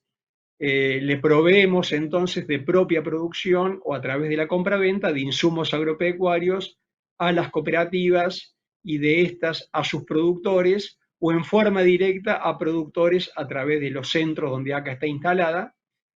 Son 50.000 productores agropecuarios de Argentina, pequeños y medianos, que forman parte del ecosistema cooperativo de ACA. Y ahí ven dos pequeñas herramientas que son ACA Mi Campo, que es la herramienta para la agricultura digital que están usando los productores hoy de ACA, de cooperativas, para hacer agricultura por ambientes, y ACA Market, que es el e-commerce de ACA para la comercialización electrónica de los agroinsumos. Un comentario breve sobre proyectos ligados a la bioeconomía. Siempre mencionamos este proyecto que está en Juan Llerena, provincia de San Luis. Es el criadero de cerdo que tiene 2.900 madres, que ahí produce alimentos, obviamente es carnes de cerdo, y también produce energía verde, ya que los purines de los cerdos, con biomasa, la producción de cultivos energéticos como maíz, sorgo, se vuelcan a 5 biodigestores, lo que permite generar 2 megawatt hora de energía verde que se vuelcan al sistema interconectado nacional. Es un concepto donde se producen alimentos y energía, y bueno, y con los biodigestatos, diríamos, estos biofertilizantes se utilizan para los campos vecinos, donde ACA produce también semillas de maíz, híbridos de maíz, de sorgos, etcétera, y bueno, es como que hay un círculo, ¿no? Porque bueno, los desechos de los cerdos vuelven al final al suelo, enriquecen los campos, nuevamente a producir maíz para seguir alimentando los cerdos. Bueno, este es el criadero de Yanquetruz y esos cerdos viajan al frigorífico de Poce en Córdoba, provincia de Córdoba, donde ACA luego lo faena y produce los alimentos marca Magret, que se venden así al mercado argentino. Energía verde y alimentos, creo que es un ejemplo de bioeconomía. Otro caso de bioeconomía concreto es Acabío, que es la planta industrial que está ubicada en Villa María, provincia de Córdoba, que tiene por objetivo agregar valor al grano de maíz.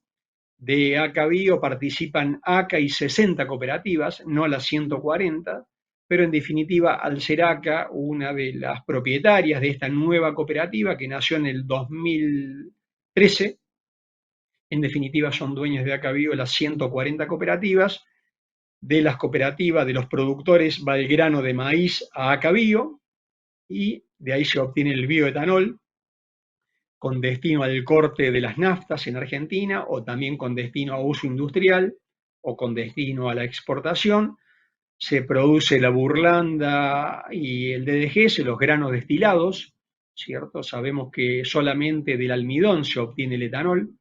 Luego la proteína, la materia grasa, los minerales quedan dentro de lo que es la burlanda, que se provee para tambos y feedlots vecinos de la provincia de Córdoba en su versión húmeda, o también los DDGS viajan a distintos puntos del país porque tienen 90% de materia seca, o también en algún momento se exportaba al sudeste asiático, y luego también se obtiene aceite con destino industrial y se recupera el CO2. Hicimos un joint venture con una empresa de Villa María para recuperar el CO2 del maíz, que a la salida de los fermentadores lo recogemos, se lo enviamos a una planta industrial que lo purifica, Chantore, y que lo distribuye para la venta del mercado interno, bebidas gasificadas, matafuegos, industrias varias, etc. Otro claro ejemplo de economía circular, Acabío está sobre la autopista de Rosario a Córdoba, a la entrada de Villa María y contigua a la autopista. Está en proceso de ampliación Acabío, es una planta que hoy muele 420.000 toneladas de maíz por año y se pueden producir, se ha llegado a producir en el año 2018 168.000 metros cúbicos de bioetanol y se alimentan unas 150.000 animales por día, pero está en proceso de ampliación Acabío, se termina, en este momento estamos con la última parada industrial, en octubre ya estaría terminada la ampliación de Acabío para pasar de los 420.000 toneladas de maíz por año a las 675.000 toneladas de maíz por año, crece más de un 60% en su capacidad, va a ser obviamente la planta más grande de Argentina, con una escala industrial importante, con altos estándares de eficiencia, produciendo bioetanol para abastecer 3 puntos, el corte de las naftas de Argentina. Sabemos que las naftas se cortan con 12 puntos de bioetanol, entre bioetanol de caña y bioetanol de maíz. Pero bueno, una parte va al mercado interno y otra parte va a ir al mercado de exportación. Si fuese todo al mercado interno, el etanol de Acabío serviría para abastecer de combustibles a uno cada 33 autos nafteros de toda Argentina durante los 365 días del año, ¿no? El potencial de la bioeconomía, este es un ejemplo de la bioeconomía enorme, porque acá estamos produciendo energía limpia y alimentos para la nutrición animal y productos biológicos como el CO2, ¿no? El dióxido de carbono del maíz, o aceite, ¿no? Para pinturas, por ejemplo, todo derivado del maíz. No hay techo para la bioeconomía en Argentina. Como siempre decimos, si hubiesen reglas de juego estables y parejas, Argentina tiene un inmenso potencial en materia de bioeconomía. Este es el mágico grano de maíz, donde de acá bio se obtienen solamente 4 productos, pero hay muchísimos productos que se pueden obtener del grano de maíz. Estamos midiendo la huella de carbono desde hace ya 6 años, las emisiones de gases a efecto invernadero. Ahorramos un 74% de emisiones desde que se planta la semilla de maíz hasta que el etanol llega al punto de corte de las petroleras en Argentina. Y cuando hablamos de etanol que se está exportando a Europa, que lo estamos certificando con la normativa alemana, la ISCC, estamos ahorrando un 76% de emisiones desde que el productor de Córdoba siembra la semilla de maíz, transporta ese grano de maíz. Esto está todo bajo normativa 2BSBS. Hay que registrar todos los consumos, los insumos que el productor utilizó en su campo, las labores, para medir toda la huella de carbono. Esto se hace sobre todo ese maíz cuyo destino es el etanol exportable a Europa, porque hay que medir los consumos por transporte, toda la huella ambiental que tiene acá bio, el transporte hasta el puerto del río Paraná, el transporte marítimo y el transporte terrestre en Europa, y todo eso, la huella ambiental significa un ahorro certificada, ¿no?, por la ISCC de un 76% de emisiones con respecto a la nafta. Por eso decimos que el etanol es un combustible limpio, es renovable, pero es fundamentalmente limpio, y los biocombustibles son parte de la solución del calentamiento global. Por eso el mundo va hacia más cortes de biocombustibles y menor consumo de hidrocarburos. Ya para ir cerrando, en honor al tiempo, acá también produce silobolsas en su planta industrial que está en General Pico, La Pampa. El silo verde es un símbolo para decir que los 60.000 silobolsas que lanzamos al mercado todos los años pueden ser reciclados. Se reciclan, de hecho, en una planta industrial que acá tiene en Cañada de Gómez, provincia de Santa Fe, que hace 4 años que está funcionando y que estamos recuperando en el último ejercicio económico. Recuperamos 3.750 toneladas de plástico del campo, entre silobolsas y bidones de fitosanitarios usados. Estamos recuperando la mitad del plástico que ACA envía al mercado todos los años, pero la planta industrial tiene capacidad para procesar 7.500 toneladas por año de plástico usado. Ojalá que llegue más plástico a nuestra planta industrial, porque aparte estamos lanzando fitosanitarios todos los años con bidones tricapa, y en la capa central estamos incorporando plástico recuperado. Estamos haciendo geomembranas en General Pico, La Pampa, con plástico recuperado. Film para ferretería también en esa planta de General Pico, con plástico recuperado. Hay inmensa cantidad de usos. Le vendemos a 45 industriales de Argentina pellet de plástico recuperado. Es infinito el uso, y ojalá se recupere el 100% del plástico que se vuelca en Argentina todos los años, que son en el campo, entre silobolsas y bidones, son 75.000 toneladas por año. Acá tiene una capacidad del 10% de recupero, que es exactamente lo que ACA envía al mercado todos los años, y estamos recuperando de esas 7.500 toneladas solamente la mitad, pero estamos en un proceso de crecimiento. Hemos firmado un acuerdo con Dow interesado en producir una resina plástica de plástico recuperado, porque los grandes clientes de Dow le están pidiendo que se hagan productos hoy con plástico recuperado de alta pureza, como el que se recupera en la planta industrial de Cañada de Gómez. Hemos inaugurado hace pocos meses atrás el último puerto de ACA para seguir enviando producción de granos y de derivados de los granos al mundo. No me voy a detener en este puerto de Timbúes, que como particularidad y tiene un toque social importante, da trabajo a gente, entre ellos a 10 personas con discapacidad. Está todo preparado, toda la infraestructura para que gente nueva en el mundo del trabajo acceda a su primer trabajo, lo cual realmente nos emociona mucho.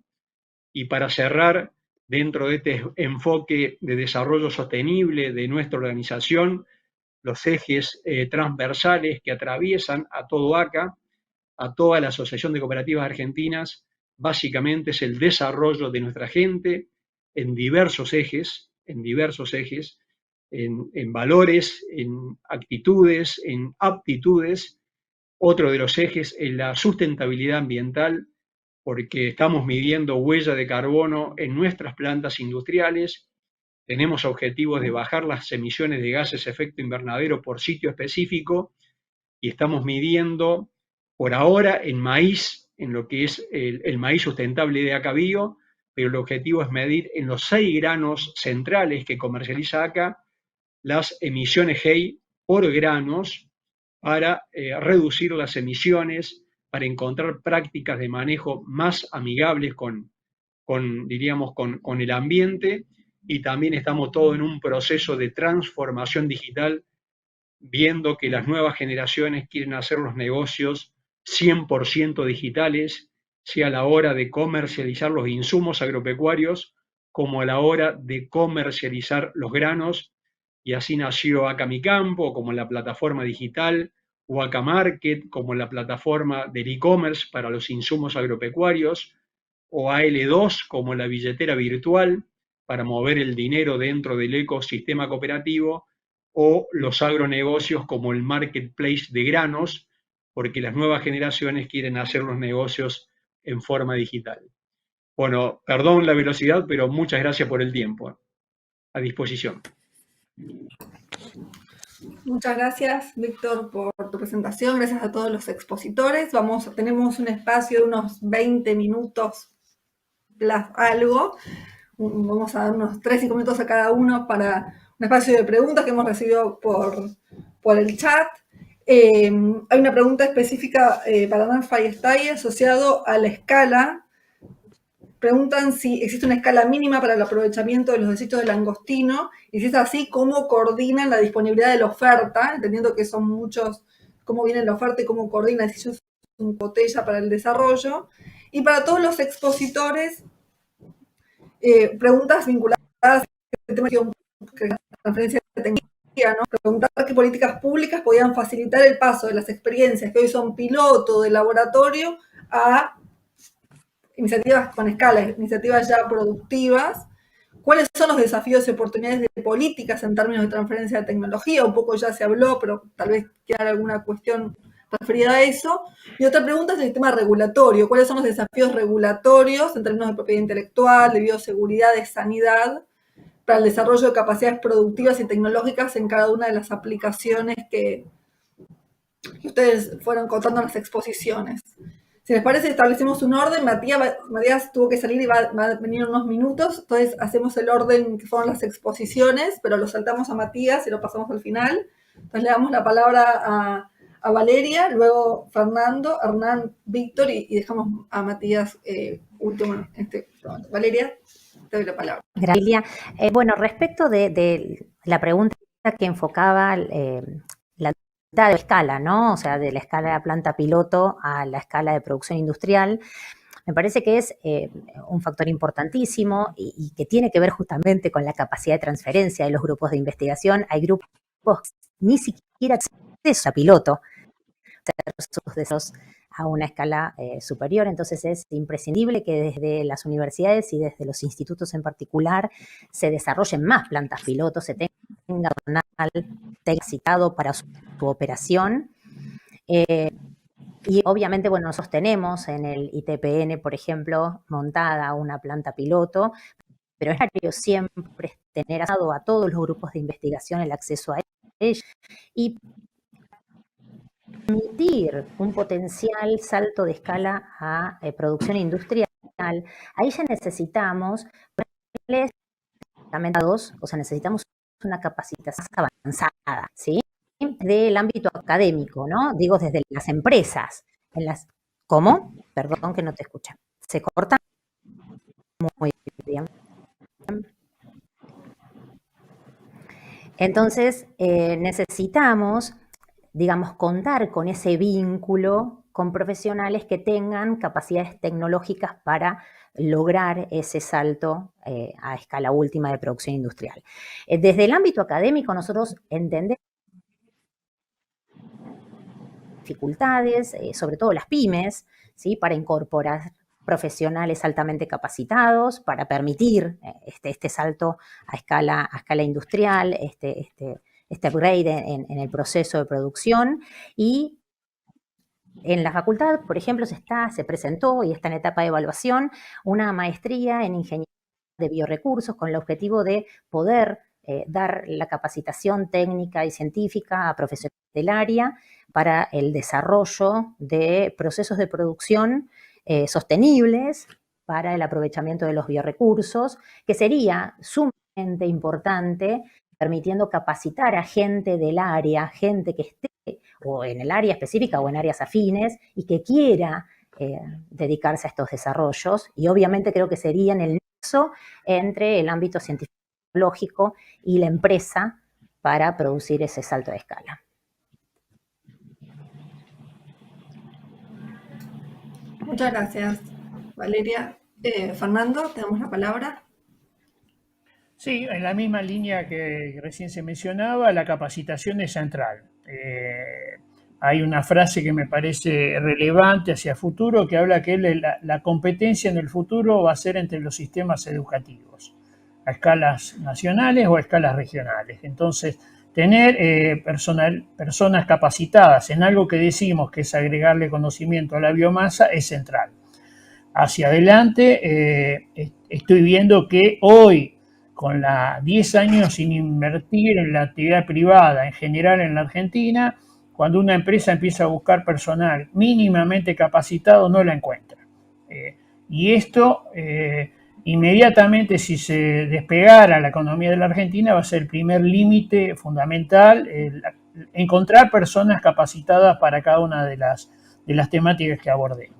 Desde ese lugar y desde la facultad, nosotros estamos haciendo actividades de capacitación para posgrado, pero también para no graduados. Acá Víctor Castelo nos ha acompañado siempre, que además tienen como un ejercicio cómo transformar una biomasa local o un producto de laboratorio en un producto de mercado, ¿no es cierto? Con este nexo entre el laboratorio y el uso del mismo. Y en este sentido, y como políticas públicas, me parece que habría que generar un ámbito de discusión de algunas líneas estratégicas que se han estado mencionando y que esas líneas estratégicas se le dote de recursos importantes por concurso a los equipos de investigación que tiene la Argentina.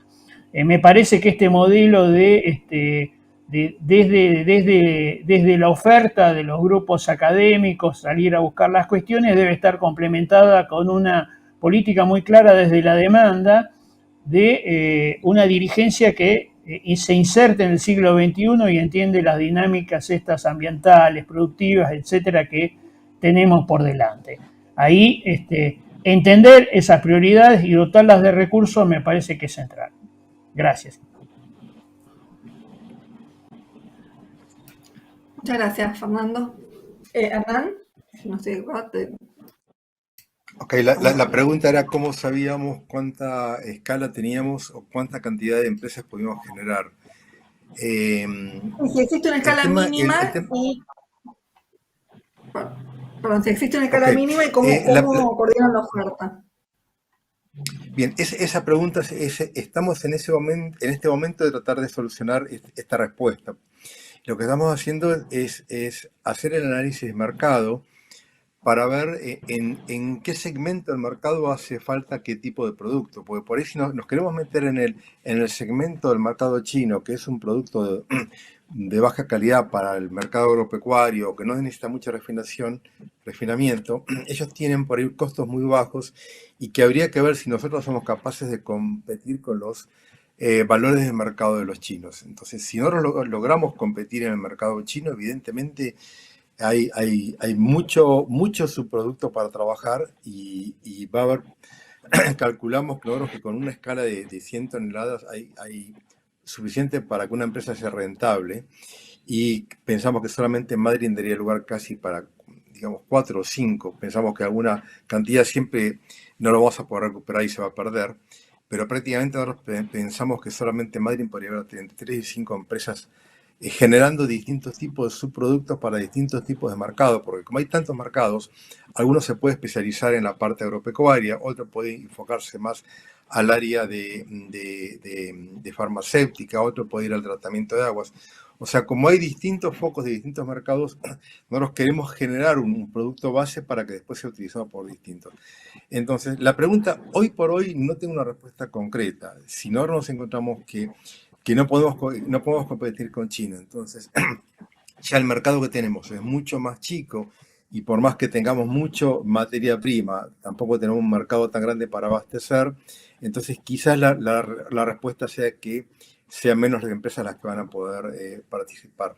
Pero esto es una ecuación con, digamos, con más incógnitas que ecuaciones, y hoy estamos tratando de, digamos, matemáticamente dicho, buscar más ecuaciones para resolver estas incógnitas que nos quedan pendientes.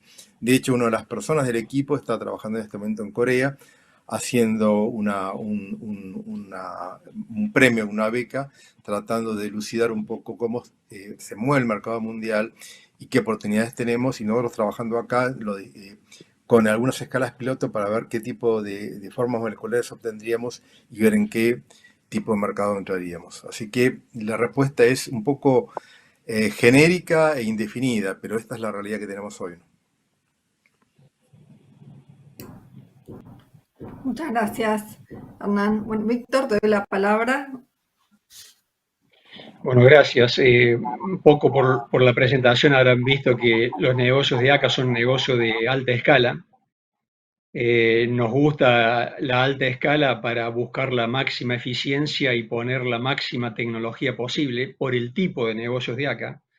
No digo que sea lo ideal, hay negocios que por ahí funcionan con otro tipo de escala. De hecho, acá Bio lo estamos aumentando para crecer en eficiencia y poder exportar al mundo. De hecho, tenemos productos competitivos para exportar al mundo. Creo que en materia de recursos humanos, adhiero a lo que dijo Fernando Vilela, hay recursos humanos que hay que prepararlos un poco mejor cuando llegan al mundo del trabajo. Ojalá lleguen mejores profesionales, con más posgrado, con más maestrías, y si no, tenemos que facilitarlo desde las empresas. Y creo dos aspectos más, me parece. Uno, que los empresarios necesitan reglas estables, claramente, para invertir, ¿no? Cuando hundimos mucho capital, necesitamos que las reglas no se cambien, que permanezcan estables 10 años, 15 años, o todo lo que se pueda, porque para hundir mucho capital, bueno, estamos pensando en que tenemos que competir con la mejor tecnología en Argentina y en el mundo, y otro de los ejes relevantes es el ambiental, por temas de finanzas sostenibles.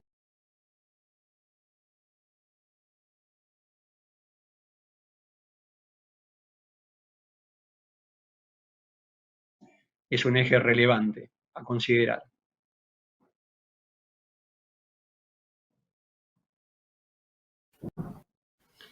Gracias.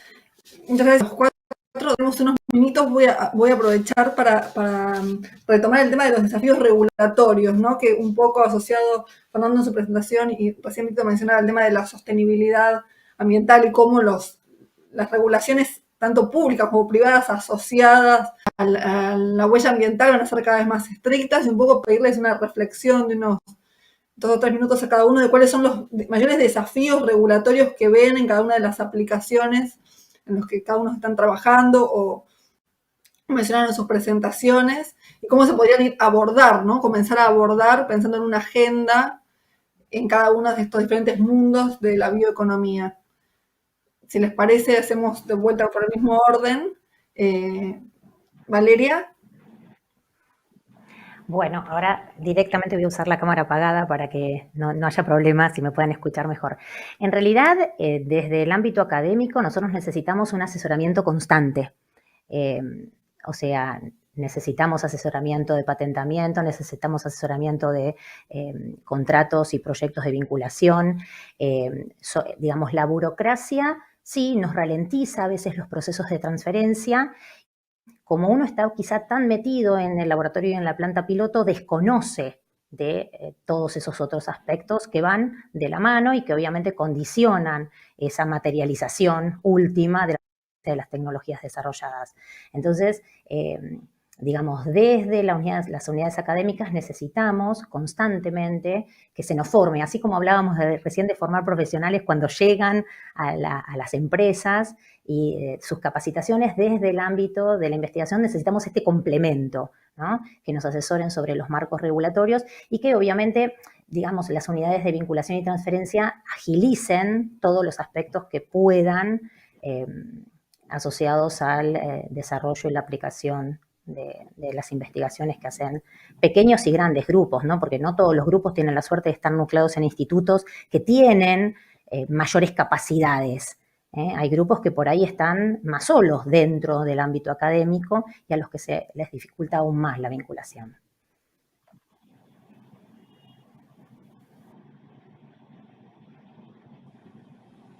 La palabra.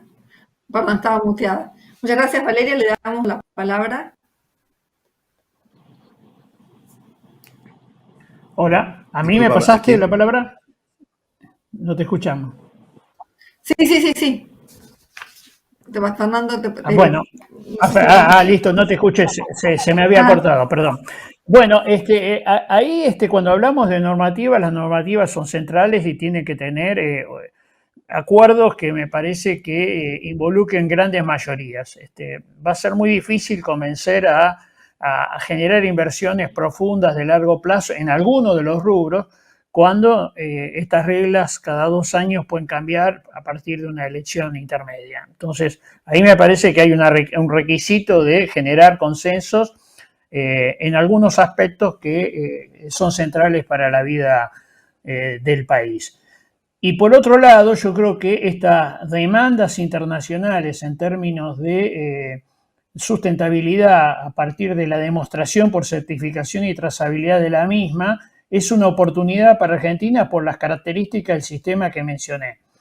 Lo que hay que hacer entonces es construir un formato para que estas mediciones que yo mostré de huellas no sean aisladas, sino que sean sistémicas en el conjunto de los productos, de forma tal que nos permitan demostrar incluso como una marca país amigable de sus productos de la fotosíntesis como productos con bajas huellas ambientales. Estoy casi convencido de que es así. Y habría que hacer una política y normativas que justamente conduzcan a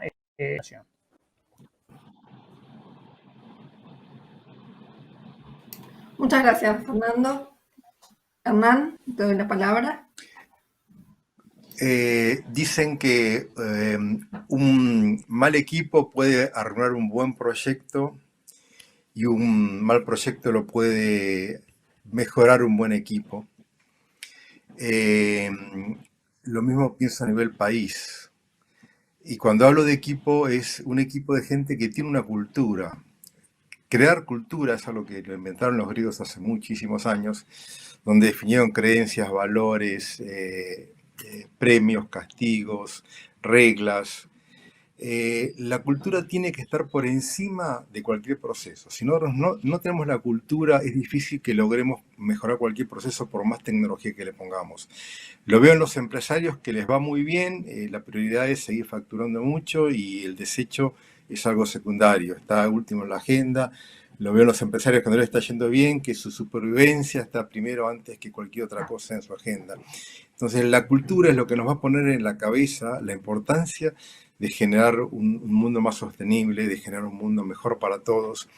Y obviamente seguiremos teniendo en nuestras cabezas la importancia de generar valor para nuestras empresas, de mantenerlas sustentables, pero la cultura es algo que se mete dentro de la cabeza de la gente. El tema de tránsito, yo vi que se implantó muy bien a través de las escuelas con los chicos, llevando a los chicos a los padres la importancia de manejar mejor. Estas son formas de generar cultura en la gente. También con la ecología, con el medio ambiente, con estos temas hay que ponerlos en la agenda, pero no en la agenda del gobierno, como dije en la presentación. Es una agenda total, global.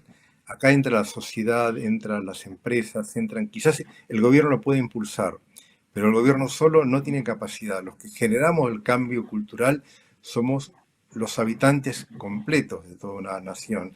No digo todos, pero por lo menos un 60 o un 80% tenemos que empezar a entender que esto es importante y darle prioridad. Entonces, de vuelta, vuelvo a lo mismo. Darle más importancia a los cambios culturales, a la generación de cultura. Muchas gracias, Ana, muy interesante tu punto. Víctor, te damos la palabra para una reflexión final.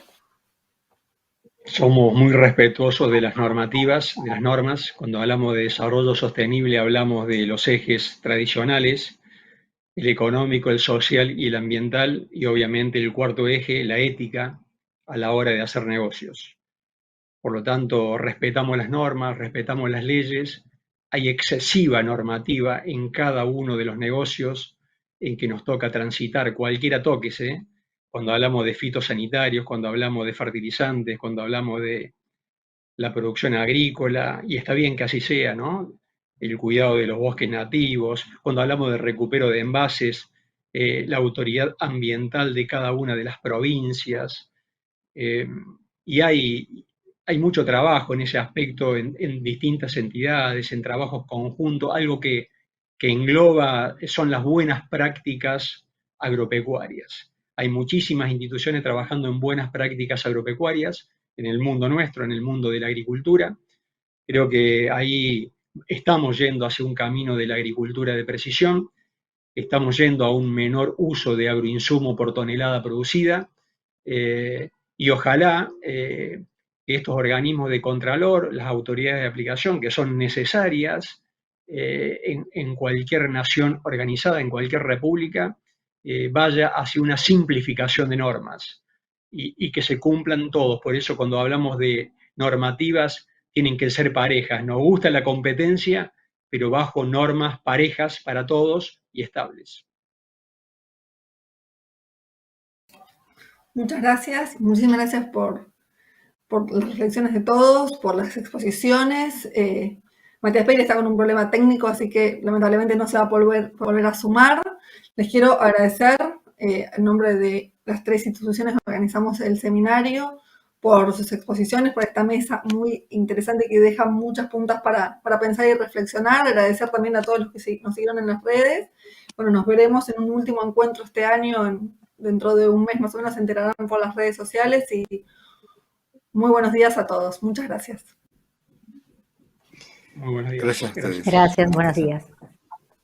Gracias, María.